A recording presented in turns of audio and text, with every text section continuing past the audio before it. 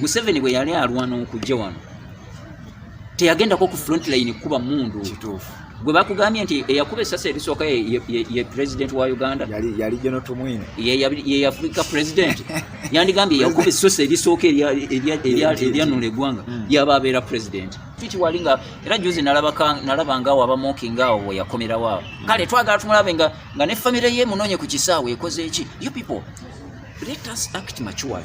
Police bamudde patukinga bulijjo nzize n'omusajja gwe mbadde ndudde okuba nga mbaleta mbadde mumumbuuza naddala mu abadde batugoberera ennyo abagoberera programu yaffe yasembayo wano ku Edison TV omusajja ono nkakasa mumanyi bulungi nnyo teyeetaaga kunnyonnyola nnyo teyeetaaga kunnyonnyolako nnyo omusajja munnamawulire omukukutivu munnabyabufuzi omukukutivu kati wano ku Edison TV ffe nga bulijjo tukunoonyeza ensonga netukunoonyeza abasajja abamanyi ensonga tubakuleetera n'owulira ebimu ku bibavaamu naawe oba oli awo n'obaako kyogatta ku ggwanga lyo ensonga nyingi tugenda kuba nga tuzogerako wano ku Edison TV naye nga nja musaba asooke akweyanjulire mu dakiika ng'emu bbiri tugende mu nsonga ababaka ba paalamenti aba National Unity Platform n'abamu ku opposition abatabadde ba NUP baziza olutuula ne bajja ne batuula ebweru ne bafuluma ne bagamba Anita Amongo paalamenti yo gyesigalize ffe tetujja biteesaayo ensonga weziri nyingi ku lwokusatu ku lunaku lw'Emmande NUP balinayo press conference ku kitebe Kamwokya basangawo bataliyoni y'amagye ennamba basangawo zimmamba na biki byonna tugenda kubyogerako naye mu dakiika ng'emu bbiri nsaba obeeyanjulire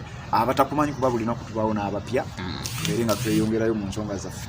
Neyanze neyanzeege njagala okubalamusaako bannayuganda yonna gye muli abali munda mu Uganda ate nammwe abali mu mawanga ag'ebweru abali mu Saudi Arabia bannayuganda abali mu mawanga ag'Abuwarabu ababakazaako erinnya eryakadaama naye nze saagala kulyogera eryo nze mbayita ba investor kubanga eyo mwagenda ku investingayo obwongo amagezi oteeka n'amaanyi gammwe so n'olwekyo muli ba investors muli ba foreign investors mu mawanga ago so thank you so much okubeera nti temusuulirira nsonga ezikwata ku ggwanga lyammwe nosanga omwana ng'ali mu kiyumba simanyo sibituukanga muno endowooza kiba kiyumba ndowooza lwakuba nti biba binene ensonga lwaki babituuma ebiyumba naye nga mayumba ag'Abawarabu ng'omwana ali mu kiyumba mwakolera mwabeera mumanyi embeera gye bayitamu mbeera yakunyigirizibwa n'ebirala ebiringa ebyo naye ng'ali ku ssimu ye ali mu kugoberera ebintu ebitambula mu ggwanga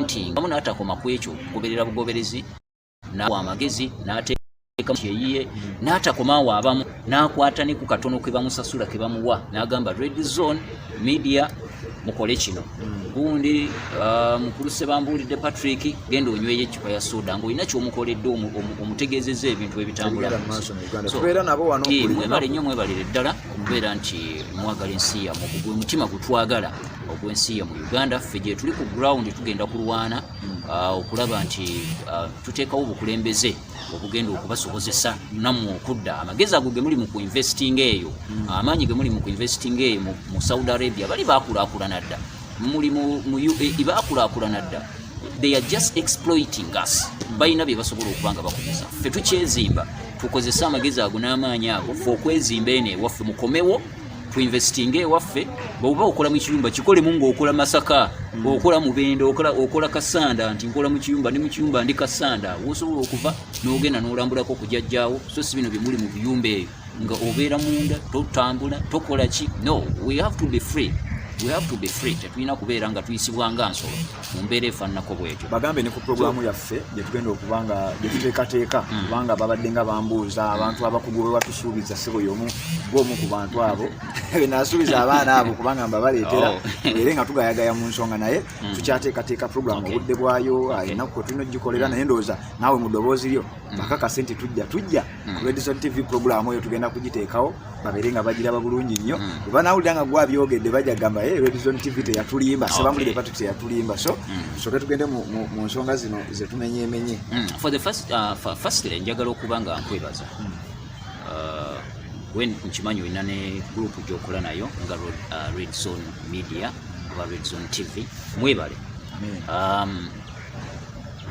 media yo y'emu ku gyensinga okugoberera ate era mu media zengoberera era ne groups zendimu y'emu kwesinga okubeera active buli ssaawa olaba nga waliwo ataddeyo submission waliyo topic of discussion buli omu n'olaba nga discussinga ng'awa ensonga ze so thank you so much olina kyotaddewo ate nga mpulira nti discussion y'abantu oba submission z'abantu ziri mature za kintu kikulu era njiteekako naye mpuliriza buli omu gundi gyawadde nyinza okuba nga nze siwa submission yange naye ate ngoberera ate n'olunaku lw'ejjo twabaddeko olunaku lw'ejjo nabagambye abaana abo nembaga waliwo omunene omu mbeera n'abantu ababeerako nga batuwuliriza nempulira submission z'abantu. That's why nze I respect abantu ababulijjo views ez'abantu ababulijjo kubanga ezo musobola okuteeka ku meeza ne musobola okuba nga ate muteekawo obukulembeze obulungi amusinzidde ku views ezo. Nakyo programu eyo ejja kujja njagala okubategeeza abalabi ba Red Zone TV nati nze ndi mwetegefu era omukulu nayogera naye yambuulira ku nsonga eyo ne mugamba nze sirina buzibu bwonna olunaku lwanampa essaawa zanampa nja kugattako eddoboozi ku nsonga enaabangawo oba ku topic yonna yonaabanga oleese eri abagoberezi ba Red Zone TV mwenna mbeera efaananako bwe. Nze muzzukulu wa Mugema Katumba Gerald emusajja munnakasanda munnasingo yensibuka awe Kamuli wennyini we banzaala.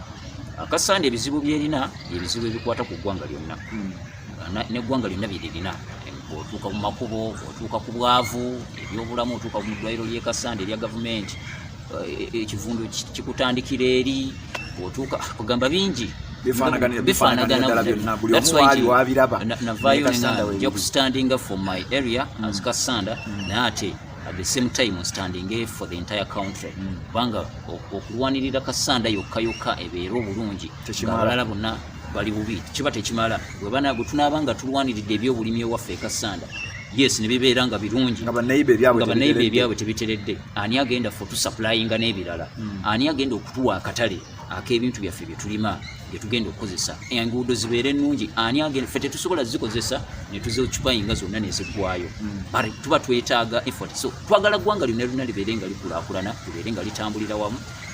That's how we are going to have a better Uganda. So ndi ddoboozi lya Kasana but at the same time neewaayo okubeera eddoboozi ly'Abannayuganda. Ate ekyo nkakasa buli omu akiweera obujulizi kubanga ensonga zonna lizo tujja zigenda mu programu yaffe eri. Ensonga weeziriho nalebo kyenjagala ekimu ku bye tulina okuba nga tutandika nabyo Munnayuganda kyeyandyagadde okuba nga awulira submission yo ku nsonga ezo wammanga. Ensonga esooka y'ensonga y'ababaka ba paalamenti abali ku ludda oluvuganya naddala mu kibiina ekya National Unity Platform olunaku olw'ejjo paalamenti yadde etudde naye ne beekandagga ne bagamba Anita Amongo na Thomas Tayebwa tetugenda gituulamu mutuwe abantu baffe mukole ebintu Bannayuganda bye baagala eyo paalamenti yammwe tugibalekedde. Olowooza kye baakoze kigattirawa kigattako kikunkyukakyuka kiyambirawa Munnayuganda omuntu wa wansi nze kiyambirawa enkyukakyuka kiyambirawo ekibiina ekya National Unity Platform n'eggwanga lyonna okutwalira wamu. Baafulumye mu paalamenti naye ate ebiteeso ebyaleeteddwa era ebimu waliwo ebyayisewo nga tebaliyo. Nalabye Matiya Kasaija yaleese yatebolinze ndowooza baagala kwewola trillions of money. Nyinza okuba sijjukira bulungi figures naye kiri ekyababaka okufuluma kigenda kugattirawa Munnayuganda oba ku nkyukakyuka gye baagala. Mu 2020 nga tutandise campaign nga zitandisaawo kangambe 2019 2020 okutuukira ddala mu kulonda ababaka ba paalamenti bano njagala okubagamba Bannayuganda ekintu kino ku mulundi guno butafaananako ng'okulonda okulala okuzze kubeerawo wadde nti era eddoboozi eryo libaddewo naye ate ku mulundi guno lyali ly'amaanyi nnyo nti Bannayuganda balina special duty oba obuvunaanyizibwa obw'enjawulo bwe baatikka ababaka ba paalamenti bano balina eddoboozi ery'enjawulo lye baabatuma mu bintu bye baabatuma tebabagambangako mugende mwekandage mufulume mu paalamenti mugende mutuule ku mulyango gwa paalamenti mwekalakasizaawo nga mwambadde amasuuti gammwe mulabika bulungi mutuule awo babakuba ebifaananyi muve mu bifaananyi mudde mu zi V8 zammwe mugende ewammwe ng'eri paalamenti kubanga kakati bwebatunira bali 5+ tebasobola kuteekawo effect y'omuwendo gw'ababaka ba paalamenti nti kolamu tesobola kuwera biru yonna ebezze mu paalamenti ereme kuyita bali basigala bakyabiitinga nga kolamu ekola ki ewera kivolaba nti bo baafulumye ne batuula ku mulyango gwa paalamenti ekyo okusalamu ekirimu olwo paalamenti zenzize ngoberera nga ennumbers ntono naye nga balina eddoboozi nga mu ggwanga lya South Africa. Otuna Julius Malema ne gurupu ye aba EFF batonoko paalamenti naye ate eddoboozi lyabwe lisoundinga nnyo wano buzibu ki gotunulira Uganda si yanjawulo ku South Africa Uganda ne South Africa waliyo n'abalala nga n'omubaka wa parliament omwe alemesa bill yonna okuyita nga abalala bonna bakkiriza omu yekka n'agamba no ekyo tetukikkiriza nze n'abantu bange n'aleeta ensonga ze ne bayimiriza enteekateeka ine ebegenda mu maaso not until ng'ensonga ze zikoleddwako ebyo gyebiri kati wano mu Uganda ebyo byoyogerako ebyo bikyali ebirooto ebintu bye tulwanirira okubeera nti tutuukako naye nga tetubirina olwaleero nga tetubirina walabye ade beekandaze eri Matia Kasajja n'atwalayo n'atebolingayo baagala kwewola trillions of money neze twewoledda tezinaba kubanga tetunaba nakutuukako mu kwota okuzisasula yatugamba nti buli munnayuganda obangi bwakakadde ne baba bakuzadde kaakati baagala kwongera kwewola ssente endala so n'olwekyo abaka ba palamenti okwekandagga tebalinayo kintu kirala kipya kye basobola kukolayo kubanga ogwo si gwe mulundi ogusoose nga beekandagga nga bafuluma mu palamenti ne bagamba tetugenda kuteesa okujja kutuusa ng'ensonga ABCD ekoleddwako ensonga y'abafulumiza yakuwamba abantu ekiwamba abantu ekigenda mu maaso babadde batudde wali ku mulyango gwa palamenti nga waliyo be bali mu kuwamba nga beekandaze batudde wali ng'eno ekiwamba abantu kigenda mu maaso kitegeeza nti okwekandagga kwabwe it's not a solution. There is something they have to do more than that because they have done that several times. Nothing have changed. Kati wabanga babikoze emirundi mingi notabawo kikyuka batula wansi baddeyo ku drawing board abalabako nga bakulembeddwa leader of opposition era ne batula wabweru. So what happened? Bwe bafuna ekifaananyi bannamawulire ne bajja nga mumaze okukwata bulungi shoti ennungi ezinakola amawulire nti tumaze ne bafunze baba bakolerera amawulire kati baagala amawulire kubanga naawe kenyini nyini okiraba ekyo tekirinawo kigenda kukyusa. Waliyo omwana gwe batadde nga ababaka palamenti bamaze okufuluma wawuliddeyo gwe batadde kubanga kyabaddeyo oggulo olwaliro wawuliddeyo gwe batadde mbaga nti waliwo pressure yonna eteereddwawo ababaka ba palamenti bwe bafulumye abaana ne babata. So ababaka ba palamenti bano balekerera bannayuganda eddoboozi lye baabatuma. Bannayuganda babagamba twagala mukyuse gavumenti tebabatumangako okugenda kwekandagga nti batuwamba. Balina kye basobola okukola ekisukka ku ekyo. Balina kye basobola okukola ekisukka ku ekyo kubanga bannayuganda kye baabatuma eddoboozi lye baabatuma. Kati abasinga obungi wabalabye nga akulemberamu n'okukulembera kamera esobole okumukwata obulungi mulage nti nange neekandaze nange nabaddemu baleme kubuuza gundi nga tetwamulabyemu. Naye gwe mubuuze mirundi emeka gyagenze ku floor of parliament n'atebolingayo ensonga y'okuwamba abantu. Naye nga mu constituency ye bawambayo abaana buli lunaku. Mirundi emeka gyagenze ku floor of parliament n'akondeminga engeri brutality eya security agencies mu ggwanga erya Uganda n'agikondeminga ku parliament. Ayina floor ayina mandate. Kati ffe ababyogera eno ate ffe tetulina gundi eyo egenda wali ku floor ya parliament ne tutebolingayo ensonga ng'ezo. Naye wano waliwo omubaka wa palamenti alina constituency oba akiikirira ekitundu kyonna nga tekirimu muntu yali atulugunyiziddwako babyakwerinda, nga tekirimu muntu yali awambiddwa, tekirimu muntu yali attiddwa ab'ebyokwerinda mu Uganda. Buli kitundu kyonna. Kati gwe lwaki oyagala lumufuluma bwotyo lwogenda okujja mu kamera ekulabe bwoti nti wuuyo. Naye ng'eno byoli mu kulwanyisa wali eri bigenda mu maaso. Babadde beekandazinga ku kitebe kya Nuupu security ekyali eti. Nakati tosobola kumala gagendayo n'oyingira. Beekandazinga bwe basimbe kuzi roundabout mu Kampala wonna genda ozirabe. Genda otunulira amagye agali mu roundabout. Olabe bimambe ebimotoka by'amagye ebiri mu roundabout. Is that democracy? Bwe tulina okubeera mu ggwanga. Ababaka ba palamenti bano. So balina ekyenjawulo kye basobola okukola. Nze njagala bucye ku makya bagambe butuufu tukooye embeera. Nti tuli ababaka tuli bameka abali ku opposition tuli ababaka 15 oba tuli ababaka bimeka 2 bannange embeera ekimala kikola kimala. Bannayuganda mujje mutwegatteko mujje tutambule tugende ku street tukoye embeera. Ababaka ba parliament abo opposition bannayuganda tebagenda kulemerayo. Buli muntu ayina abantu bakiikirira abayitirivu abasobola okuwuliriza eddoboozi lye ne bagamba nti MP waffe bw'aba yagambye tugende. Twagala gavumenti ya Museveni olwaleero egende ni record nti yakutte mundu nekuba amasasi abaka ba palamenti abi ne bafa ne basakuta n'abagoberezi baabwe bonna. Twagala we want that record. Tulabe Museveni bw'asobola okukikola. Kale kabaleme kuwera 2 babeere 10 as members of parliament. We are not going back into that building. Now parliament yaffe tugirese ku street We are tired of this. Nachino. Abantu baffe mujje. Good administrative center bajimanyi. That is Kampala. It's the heart of Uganda. It's the heart of politics wa Uganda. Bakere kumacha bagambe nti ekyo kyetugenduka. Buli omu akunge ab'omu constituency ye, nowe Karamoja akunge bw'abaayo, nowe Masaka akunge, owe Mubenda akunge, owe Kasanda owaffe akunge atalina na kye yali ayogeddeyo wadde. Akunge naye banna Kasanda. Abagambe mujje tulumbe. Mujje tugende ku parliament tugitadde ku street. Oba nabo balinze president atowe order. Politics tazanyibwa bwatyo. Politics tazanyibwa bwatyo nti tulinda dobozi limu, because okujja kwanga kibayingiramu kibatamanyi, because bayingira mu kintu ekya revolutionary politics. Revolutionary politics, everybody is a revolutionary and everybody can command. Sibya kulinda muntu nti ya not to no, everybody can command and everybody is a revolutionary. This is not a democratic politics, whereby democracy has its principles. Before you say this, you are supposed to have this. You are not supposed to say this. You are not in position to say this according to democracy. That is democracy. But this is a revolution. Whoever can do it, you come into the front. Whoever, because this is a revolution.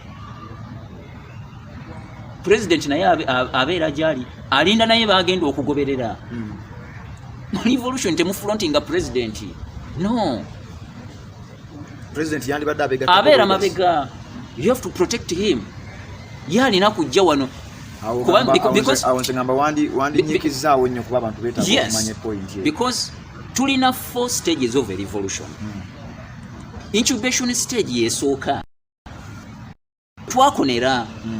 Butukyano is characteristic is it describing that incubation stage of a revolution. Worsening economic crisis. Abantu bavu nnyo ate ne babeera nga bakiraga nga bakaaba obwavu. Ebyenfuna by'eggwanga bigwa. Abantu ne babeera mu butuufu nga nabo beekyaye. Ababbi ne batandika kubba, abavudde ku mirimu ne batandika okugivaamu, abantu ne batandika okugenda ku mirimu gye batalina kukola. Kuba buli muntu n'abanga ensi giri mu bugezi, buli omu kaakutte kanyaga kaakoze eki. That is a revolution. Muli mu revolution. Sibyakufuluma parliament. Kati twatambula tukyalemedde mu that incubation stage of a revolution. Eyo omukulembeze gumwagala abakulembeze temuba frontinga. Omukulembeze tulina muteeka balina kubeera mabega. Nemumulwanirira bulwanirizi. Mwe wano ne mulwana that stage ne mugiyitako. Akonsabo kabaddiremu bayinza okwetaaga okukasegeera kubanga bangi bavuddeyo nga batugamba president we haven't yet reached on that stage where the president has to come and lead us. We must protect him. It is our duty now, today. That is it. Tetulina kumusoosaayo. Museveni bwe yali alwana okujja wano, teyagenda ko ku front line kuba mundu. Gwe bakugambye nti eyakuba essasa erisooka ye president wa Uganda. Yali Jono Tumwine. Ye Africa president. Yandigambye yakuba essasa erisooka eryanula eggwanga. Yaba abeera president. Kati Bobi yasindika ku front, Museveni nga tosobola mutuukako not even a single day, era nga tosobola kumulabako. Waliwo n'obutambye bwafaayo nga tuwulira nti ne mu nsiko yajjangayo buzi.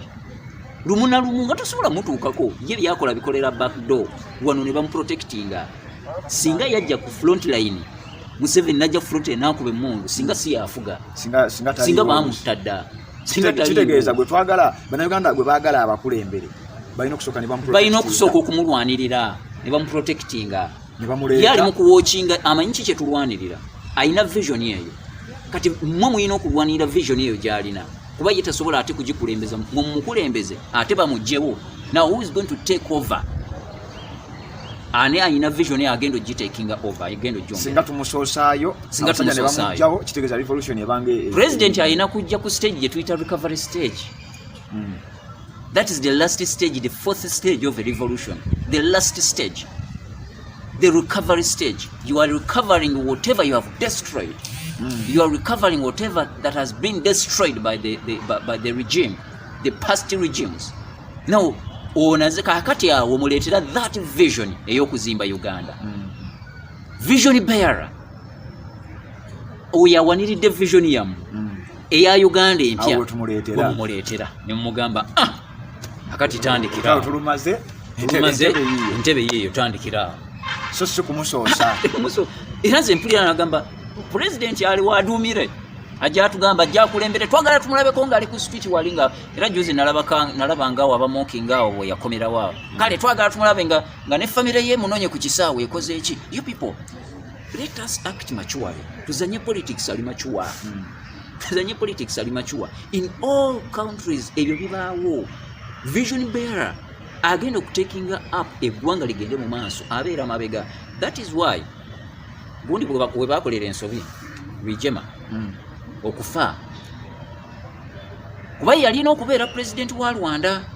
Kati bamala okuwamba wano amala okuyamba kubanga yakuba emundu n'awamba wano.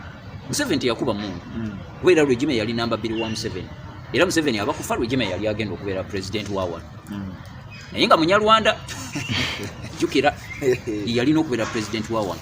Bamala era n'olunaku lwe bawamba Kampala lwe bawamba lwennyini olwa 26 Museveni yasigala nabbingo ku lw'e Masaka ng'atidde okujja. Bamuyita bamugamba kakati tumaze okuteekateeka tumaze gundi platoon zonna zimaze okwetegeka obulungi, brigades zonna zimaze okwetegeka obulungi. Abava side z'Eruwero bagenda kumachinga, abava side z'eri Hoima bagenda kumachinga, abava side wano Bakuli tugenda kumachinga. Kati nga omuduumizi omukulu Rwigema ali ku brigade ye eyitire Bakuli yeva ku lw'e Masaka. Kati ngeva ku lw'e Masaka jukira Museveni mukwekweka yekwekanga ku lw'e Masaka yekwekanga bwawulira zivuze nnyo ngadduka ddayo embalala ngakirira agamba walinga amanyi kimwangwira okusala Tanzania adduka lutulekemu bwawulira nga tusindikiriza tuzizza okay ng'akomawo. Kati bamugamba tulumba atuuka enabbi onaga siva wano sirina abasajja kunzitira eyo siva wano n'olutalo luzibu nnyo.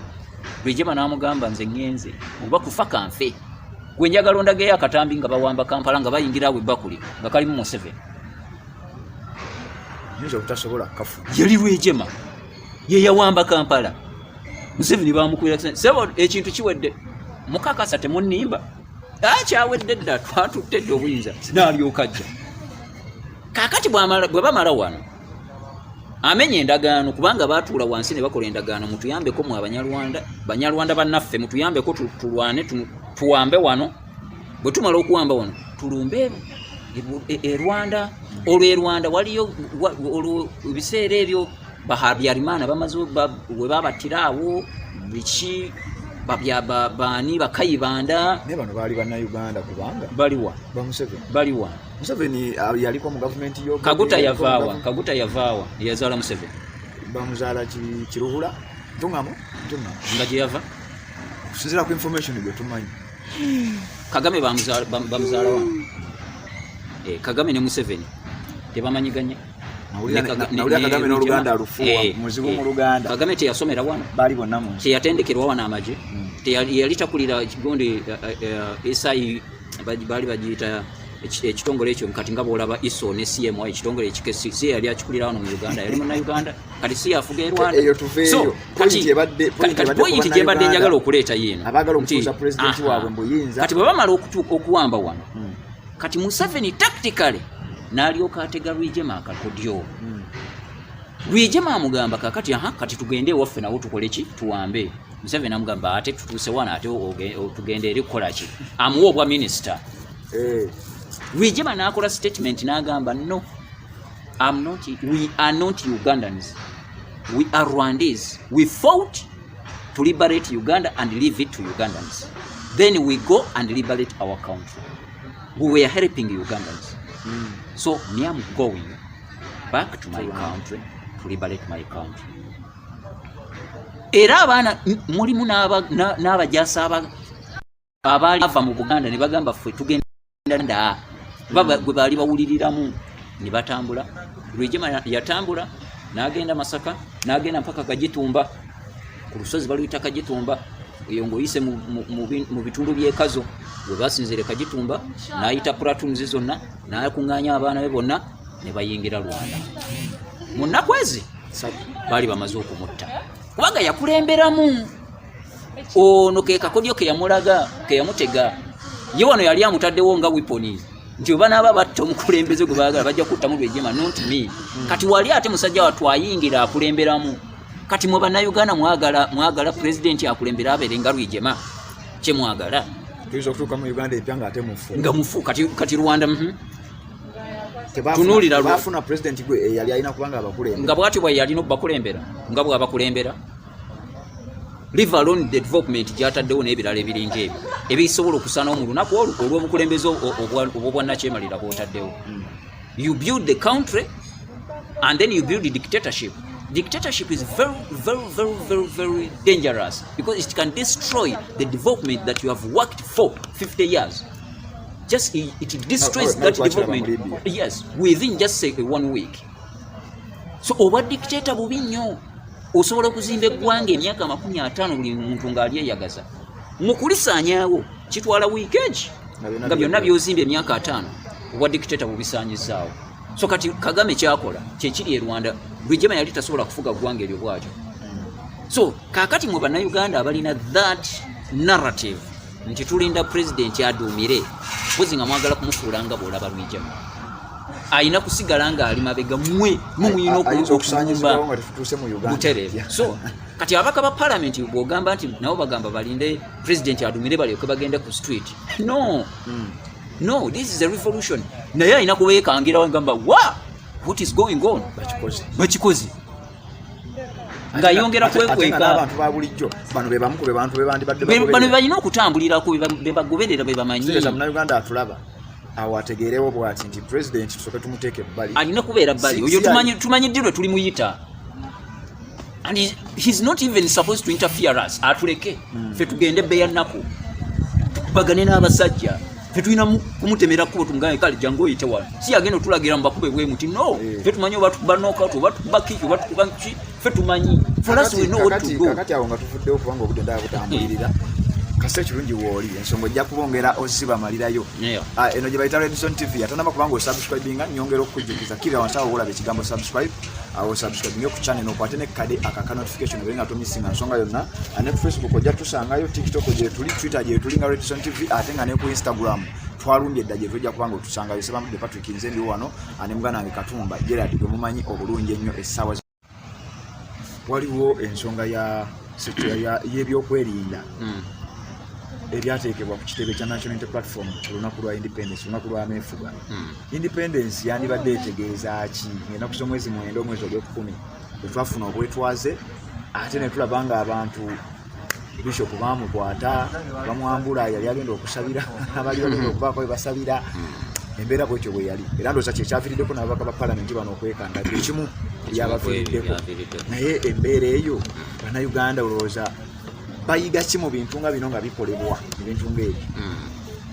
Kyensuubira nti bwekuba kuyiga bandibadde bayiga dda ekyamazima kubanga sigunsigwe mulungi ogusoose ebintu okubaawo tuzze tubiraba bibaddewo bizze bibeerawo oba oli awo tuyinza okuba nga tubiwadde omwagaanya bisigale nga bikyaliwo era nga bikyagenda mu maaso.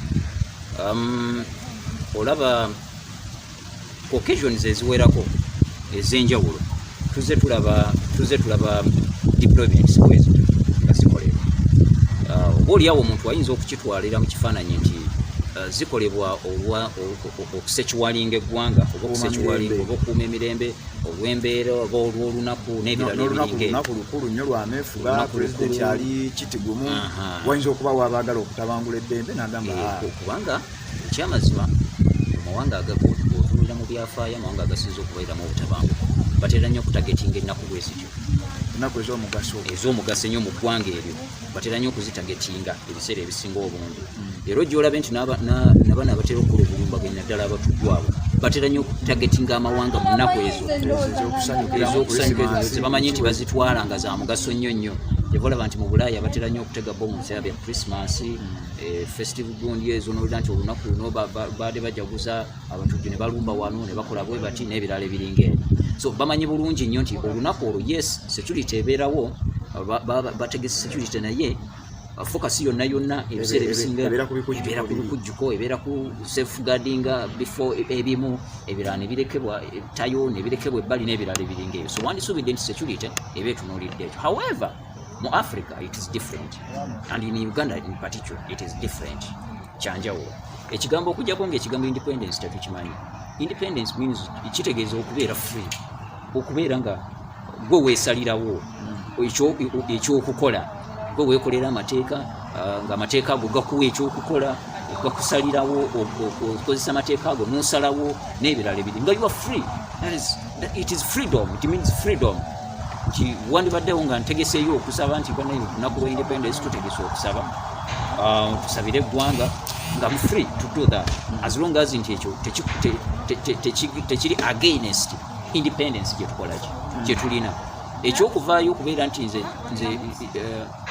sikkiririza mu bigenda mu maaso mu ggwanga tekingana kujaguza independence however nze kyusa kyewuunya ate era nakisuubira nti kigenda kukolaki kigenda kubeerawo ekyo tekikyewuunyiza waliwo ebintu ebimu ebitakyewuunyisa mu Uganda okugjako nga tekiriiwo nga weewuunya era singa tewaliwo deployment bwetyo nandigaye leero kiki ate kiki ekigenda mu maaso olwaleero omusajja n'atadeployinga n'atateekawo ogundi deployment bwetyo nakkiriza ab'oludda oluvuganya bagende basabe bagende bakole bwe bati wakati deployment bwetyo twali tugisuubira kitwe awo twandigambye bali mu protectinga the fountain of honor naye nga nabana abamuvuganya nabo baweereddwa omukisa okukola enteekateeka zaabwe bulijjo olaba ne mu mawanga g'abazungu niwe wabeerayo activity nga yansi yonna nga waliyo olukuŋŋaana olw'ekibiina ky'amawanga amagatte buli we lubeera wabeerayo abavaayo ne beekalakaasa nga bo baluwakanya obanga bawakanya ezimu ku nsonga ez'enjawulo wabeerawo olukuŋŋaana lonna bayisa abakulembeze bonna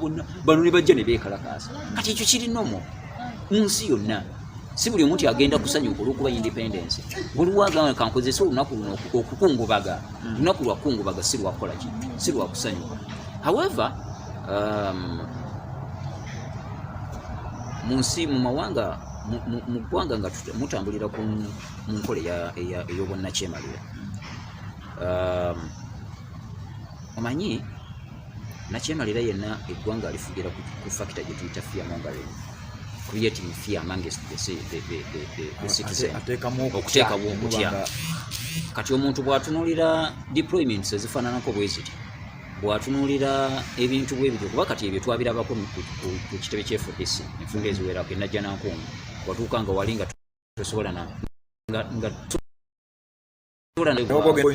nga tosobola motoka by'amagye n'amagye gennyini agaayibwangayo kakati olwaleero bwe biraba ku kitebe kya NUP teweewuunya bya bulijjo that is the same however nze njagala bannayuganda bagamba ekintu kino tujja genda tubeere nga tunaleetingako ebyo kuba bo bakimanyi nti we bakola ebintu bwe bityo baba bakuliyetinze topic of discussion kyetugenda okudiscussinga era buli akyaza omuntu ku media yonna nga oyogera ki ku kyamagye okuzingako ekitebe kya NUP olina ayogera essaawa 2 namba very good discussant ng'ali ku ekyo n'ayogera n'asiibula program n'eggulu naye ebyo n'okuva mu 2 gumu nga bye baabuuzanga bakyazanga ku rediyo nga bali mu kutulugunya Kizza Besigye ne 2 ne 2011 ne 2016 2021 nakati bye bakyabuuza ye dictator akyagenda mu maaso kati nze saga njagala bannayuganda tukyuse perspective tukyuse perception yaffe kiri ayinza okuba tukuliyetingirawo topic of discussion era yo yagiteekawo kati buli omu gyadiscussingako buli omu ne twerabira nti tulina kati kudiscussinga way forward what next yes it has happened he has deployed yes n'atulemesa okusaba tuzinga emikono ye next step tusirike what next yes talina kikola bwatyo kirinnyirira ddembe lyaffe obwo bwa dictator kati kiki tuzaako kati njagala discussion way forward what next what should we do when you nti yes tetukayana nabo tugende tusabire employing okay mukono batuganya tetukayana tugende mu kisawe ky'ekasana tutegekereyo okusaba kwa independence bajje bazingeko kale baganye tetubakayanya kale tulumbe street tusabire ku street street prayers tusabira gwanga bajje ku street yengeri gimu confusing munnakyemalira naye ono muwadde comfort zone na deploying ne mudde waka ne musirika badeployinze bakoze bwe bati ne musirika. Joseph Kabila bwe yatulugunya ennyo bannansi ba DRC ne batuuka ku kisenge n'abalemesa mu bisaawo tebakyakuŋŋaanirayo mu open spaces tebakyakuŋŋaanirayo ebiina by'obufuzi tebikyali free. Ano yagamba okay ate olowooza tunaasirika ne bagamba kale tulumbe amakanisa n'amakereziya ng'amakereziya gajjula gati n'abatasoba bulijjo nga bayingira amakanisa gajjula gati. Father bw'atandika okubuulira wali abuulira revolution olumaliriza bw'ati okuba wakagaati buli omu abasembeza bumaliriza emmisa ewedde bulungi nnyo mugandulaze nga tannazijjamu nga balumba street nga Kabila tannaba nakukirowoozaako nti bishop agenda kukulembera bishop wessaza agenda kukulemberamu abantu okuva mu kyaki balumbe street nga tannakirowoozaako baconfusinga Kabila okutuuka lwavuddeko. Where is he? Yatuuka n'aba nga takyasobola controlling abantu awo ne balaba nga bano abaamuteekako bano ba Museveni ne balaba nga kibavaamu kigenda ne bamugamba tukubuulire Kabila wumula kiveemu ne baleeta Shishekedi ajja kikwasaganye ng'ono bamuconfusinze kimuweddeko. That is the same way, same strategies that tulina okukozesa. So onaleme tucreatingirawo topic of discussion tubeere yasigale nga akyakola ebibye ali mu kuyisaawo ssente ze babba ali mu kuyisaawo amafuta ali mu kuyisaawo zino simanzi ze baagala kwewola n'ebirala ebiringa ebyo. Ffe tuli mu discussion ya kibiina kya FDC kyeyawuddemu akati ate president wa NUP bamukutte ku nnyonyi ne bamutwala ewaka ne badeployinga amagye wali. Those are the discussions ze tuli mu kukola kati obudde butono nnyo bwe tuwaayo ogamba what is the way forward, what should we do that we haven't yet done. Kutuula wansi tugaa nti tugezezaako okugenda ku street nebigaana bwe tugenda batya gaasi nakuba amasasi tugezezaako kuŋŋaanira mu bisaawo tatukkiriza simanya etteeka public management order tugezezaako okukola kinaagaanyi kakati tebisobola kuggwayo then plan the next. Kino wekiba bwe tulumba ku street nga tukuba tear gas, what should we do? Mugule tear gas gun mugende nazo amukubenga mumulya buli kale mujja kuba mu confusing. So esawa za fendoza njagala banna Uganda kati obudde bwaffe obusinga obungi obwa discussion bwonna tubuteeke okuformulating a way forward, what should we do next. Tulina ebirowoozo ebyo bye tusobola okukozesa ne bitutwala mu maaso okusinga okudiscussinga ku topic eyo ebeera oba ku scenario ebeera eteereddwawo. Ye scenario etuzimbe buzimbi etubikkule maaso kikye tulina okukola ekirala. Next time olangire tugenda kusabira ku Nuupu tugende musabira awala ajja kudeployinga wali ajja bana agenda okuva eringa era eri message mumazo giyisa bwatyo bwatugambye ndoza muwulidde bulungi.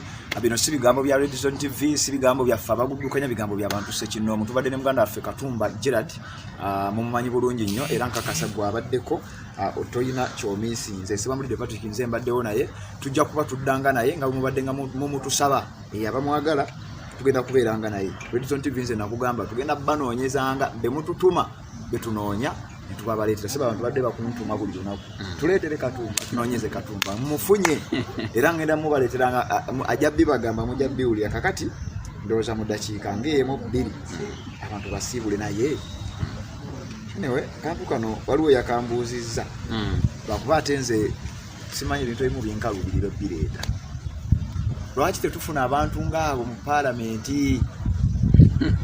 Saagala okinyonnyole nnyo jasi kibuuzo bakimbuuziza bakikusindikidde abalaba pulogulaamu yaffe eri eyasembayo embaga era nja kimugamba naye ndowooza mu mbeera y'okusiibula tubasiibule nakyo tukitwalire omwo tubeere nga tetulaba ekiddako. Lwakuba nze ekintu nina obuzibu bumu era nkyenda bekikyali ekizibu kya Uganda ntera nnyo kigeraageranya ku bw'obeera n'ensawo y'obumonde nga buvundu ensawo y'obumonde bunanga buvundu ojja n'okwata akamonde ko koyagala ennyo akalamu obulungi akataliiko bbalabira n'okateeka mu nsawo eyo emikisa gy'okuvunda giba mingi emikisa gy'okuwona giba mitono era bisinga obungi oba oli awo sooka osaanyewo ensawo n'envundu osooka okwata obulamu omuntu kamonde koyagala ennyo kateeke mu bulamu ogenda kufunamu kuba bujja kukula bukuzaalire n'obulamu obulala bungi naye okateeka mu buvundu kajja kuvundiramu nze bwe buzibu bwenkyalina bwokka naye nga nze neewaayo okuweereza bannayuganda mu mbeera yonna mu kategore yonna wonna nabaweereza mu bya media imanya nti kyenkoze eki nkikoze byesisobodde kukola abaana bange bali bikola oba abalala bali bikola nakati bali mu bikola ngakati ogumaze yateeka nkwate guno nagwo tewali gwe sisobola kukola tewali gwe sisobola kukola naddala ekituuka kulwanirira ensi yange n'okuzimba eggwanga okwagala eggwanga kulembeza obulungi Uganda ennungi n'ebirala ebiringa in any category yonna bisobola bulungi however bumondo obuvundu bukyali bungi bwetaaga kusooka kujjawo obuvundu bukyali bungi akamonde kaffe kayinza abadde batugamba akamonde kamwe kayinza okuvundira wewakyali okutya mu nsawo y'obumondo obufulona busibula abantu dakika okay njagala okuba nga mbeebaza mwenna ababaddeko abatugoberera abagoberera Red Zone TV mwebalire ddala abakomentinga abatuwa ebirowoozo abatuwabula n'ebirala ebiringa ebyo n'abatuwa ebibuuzo ebibuuzo byo mubireete mu bungi era nakati basaba kubanga tugenda kubeeranga naye ebibuuzo byemutuwa kinootinga wansi aye nange mba mbigoberera ali ku mukutu comments mba nzigoberera nziraba so kinzizaamu amaanyi nti mwagala nnyo ensi yammwe ate muparticipatinga bulungi nnyo mugende mu maaso n'abalala mubayite mubateekemu omutima ogwo